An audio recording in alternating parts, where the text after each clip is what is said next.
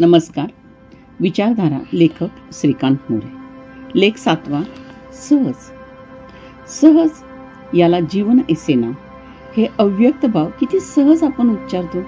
जीवन पाणी, जीवन जगणे, जीवन जन्म मृत्यूपासून लांबी रुंदी नाही, खोली मोजणे नाही, आकार याला द्यावा तो ओंकार. नेमके जीवन म्हणजे काय हो असो. आपले आपणच ठरवतो, अर्थ आपणच लावतो. प्रत्येकाचे जीवन स्वतंत्र, ज्याचे त्याचे असते. त्याचे भावविश्व म्हणावे का, त्याच्या मनाचे आविष्कार म्हणावेत का. जीवन चैतन्य आहे का, जीवन नेमके काय, कशाला हे नाम व्याकरणात एवढ्या व्यापक अर्थाने वापरतात. फार खोल जायचं नाही. तरी पण आपण फक्त तरल तरंग लहरी पाहूया. पाण्यावर उडणारा दगड कशा लहरी तयार करतो, अगदी तशाच. सहज हा शब्द आपण नेहमीच वापरतो. काय सहज बोलतो, वाह काय सहजता आहे, बाप रे किती सहज उड्या मारल्या यानं, काय सहज फटका मारला, किती सहज त्यांना उचललं. सहज या शब्दाचा वापर आपण वारंवार सहजतेने करतो. सहजता कौशल्यावर आधारित आहे का? होय, कौशल्य असं की ज्याशिवाय सहजता येत नाही. कौशल्य हा सहजतेचा पाया आहे. चांगले वाचन, मनन, चिंतन, अभ्यास, सराव आणि मग सहज बोलणे, सहज धावणे, सहज एखादी गोष्ट विश्लेषण करणे, सहज पचवणे आणि सहज फसवणे सुद्धा. सहजता बुद्धिमत्ता यावरील अवलंबून आहे. बुद्धिमान व्यक्ती सहज गप्पा कोणत्याही विषयावर मारू शकतो आणि सहज लिहूही शकतो. सहज केवळ व्यक्तीचे गुणच नाही तर कौशल्य, बुद्धी, तेज, त्याचे इष्ट अनिष्ट सारे निकष दर्शवते. सहज खिसा कापला असं आपण म्हणतो. जादूगार किती सहज पत्ते हाताळतो. म्हणजे सहजता ही जीवनाच्या इष्ट आणि अनिष्ट प्रवृत्तीच्या ठिकाणी असते. सहज कोणतीही गोष्ट करणे सोपे नसते. कोणीही कोणतीही गोष्ट करू शकत नाही. जावे त्यांच्या वंशात तेव्हाच कळे हे यावरून स्पष्ट होत नाही का. दुरून सारे चांगले दिसते, प्रत्यक्ष करणे अवघड. किती सोपं आहे हो पोहणं, किती सोपं आहे हो गाडी चालवणं, असं म्हणून पाण्यात उडी मारली किंवा हातपाय हलवणे म्हणजे नाकातोंडात पाणी गेलं तर काय होईल. केवळ आपण निरीक्षणाने कोणतीही गोष्ट करू शकत नाही. संगणक पाहून शिकता आले तर असो. जीवनातही चालवण्यात, बोलण्यात, मनावर संयम ठेवण्यात सहजता सहज येत नाही. प्रयत्न वाळूचे कण रगडिता तेलही गळे, हे खरं आहे.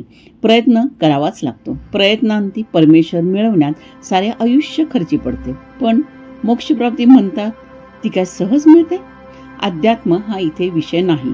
पण जीवन म्हटलं की आत्मा आणि शरीर, त्याचे भाव, चैतन्य, अनादी, आकार सारे शब्द आले की मग नाही म्हटलं तर अध्यात्म, मनाचे शास्त्र, मानसशास्त्र, शब्दाची फोड, उत्पत्ती सारे भाग आपोआप येतात. मग संत वचन, कोणी केली बाळा दुधाची उत्पत्ती, वाढवी श्रीपती.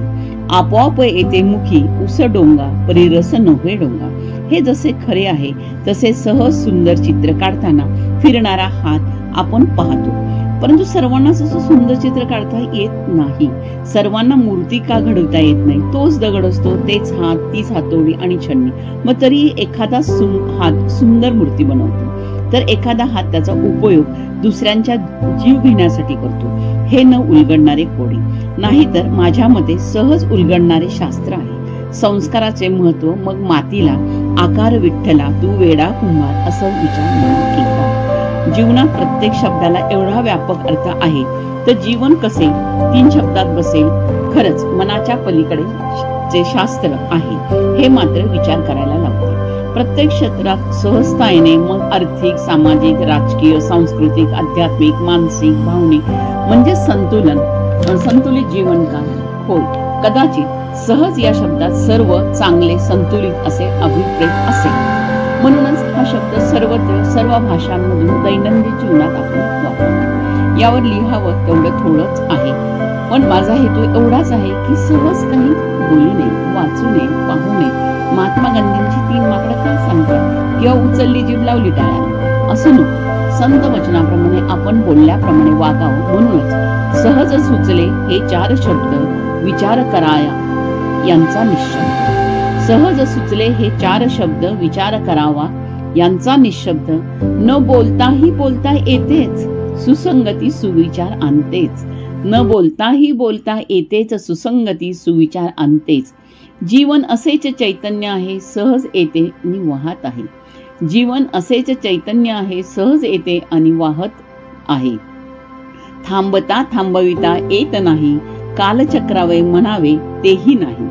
थांबता थांबविता येत नाही, कालचक्र म्हणावे तेही नाही. येते मात्र प्रवाही वेगवान, असते तेही गतिमान.